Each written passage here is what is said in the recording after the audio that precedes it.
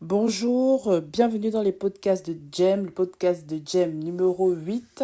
Comment réussir sa reconversion professionnelle pour devenir formateur indépendant. C'est de ça dont on va parler. Si vous ne me connaissez pas, je suis Jessica Moussok, consultante formatrice indépendante. Ça fait un peu plus de 3 ans que je suis à mon compte, que je me suis lancée de façon indépendante sur le métier de formateur indépendant et au fur et à mesure que j'évolue, au fur et à mesure que j'arrive à avoir des clients tout simplement, ben, je suis encore plus passionnée qu'au début de ma carrière dans le monde de la formation. Alors, c'est de ça dont on va parler, mais avant, comme d'hab, ben, générique.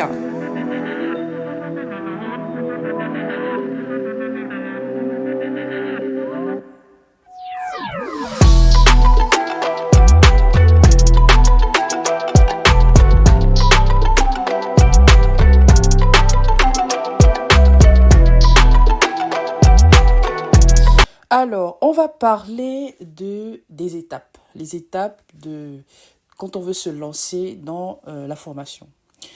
Ça s'adresse aux personnes qui ont une expertise parce qu'il faut savoir que quand vous vous lancez dans le monde de la formation, il faut avoir une expertise. Il faut avoir une expertise, c'est-à-dire maîtriser, avoir de l'expérience, des compétences dans un domaine bien déterminé.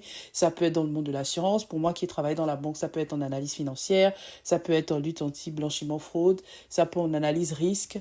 Voilà. Donc, une fois que vous avez suffisamment emmagasiné des compétences professionnelles, opérationnelles au sein de différentes structures et que ça vous parle, ce secteur de la formation, ben, ce sera plus facile dans le sens où ben, vous avez une expertise que vous voulez transmettre.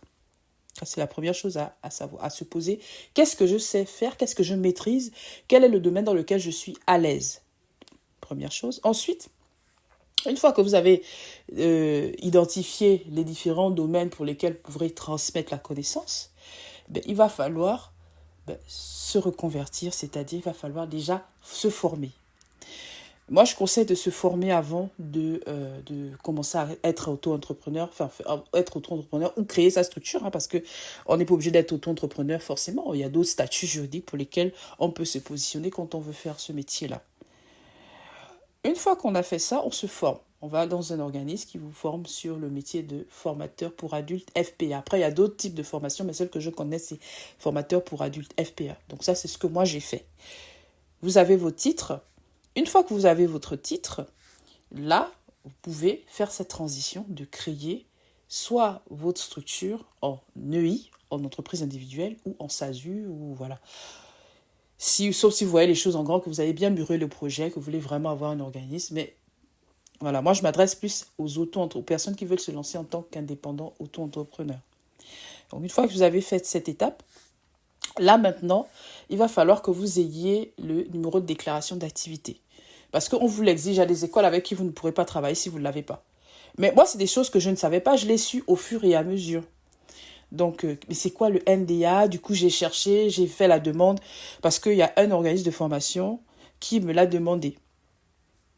Donc, j'ai fait la recherche, c'est quoi ça? C'est comme ça que j'ai su, de fil en aiguille, j'ai su ce que c'était le numéro de déclaration d'activité parce que ben, ça fait partie du processus de formateur quand on veut progresser. Donc, une fois que vous avez ça, là, vous êtes plus ou moins crédible auprès d'organismes de formation. Ensuite, une fois que vous l'avez, tant mieux. Par contre, il y a une chose que je tiens à préciser. Quand vous avez commencé à exercer, il faut savoir que là, je parle vraiment pour la partie progression. Je ne rentre pas dans les détails de déclaration du bilan d'activité. D'accord, bilan financier d'activité. Il me semble que c'est ça. Alors, une fois que vous avez votre numéro de déclaration d'activité, ben, vous allez devoir, par la suite, une fois que vous avez fait 1 an, il faut déclarer à l'URSSAF pour les auto-entrepreneurs. Important, parce que si vous ne déclarez pas à l'URSSAF, vous ne pourrez pas avoir le document qu'on appelle l'attestation de vigilance. En fait, c'est un document que l'URSSAF vous donne, c'est une attestation qui va permettre de continuer de travailler auprès d'organismes de formation. Et pour avoir ce document, il faudrait que vous soyez à jour à l'URSSAF. C'est très important. Donc, il faut être réglo avec l'URSSAF. L'URSSAF, moi, je suis assez... j'aime bien négocier de temps en temps, mais vaut mieux être honnête et dire que négocier avec eux que ne pas payer du tout, ne pas déclarer du tout, parce que de toutes les façons, c'est une bombe à retardement. À un moment donné, vous serez bloqué, sachant que c'est tous les 6 mois qu'il faut faire cette déclaration. Les organismes, de formation demandent cette attestation. Voilà. Donc, il faut le faire. Et ensuite, une fois que c'est fait, quand vous allez progresser, vous allez vous rendre compte que, à un moment donné, vous allez toujours vouloir évoluer. Vous allez continuer et vous allez peut-être pouvoir faire maintenant le Calliope. Le Calliope, c'est la suite. Le Calliope, ce qui est intéressant avec le Calliope, c'est que simplement, ça va vous permettre de pouvoir taper dans les OPCO, dans les CPF, avoir des financements via les OPCO, les CPF, via les régions, et j'en passe, via les entreprises. Donc, en tout cas, ça vous ouvre plus de portes. Donc, moi, je suis à ce niveau-là, Calliope.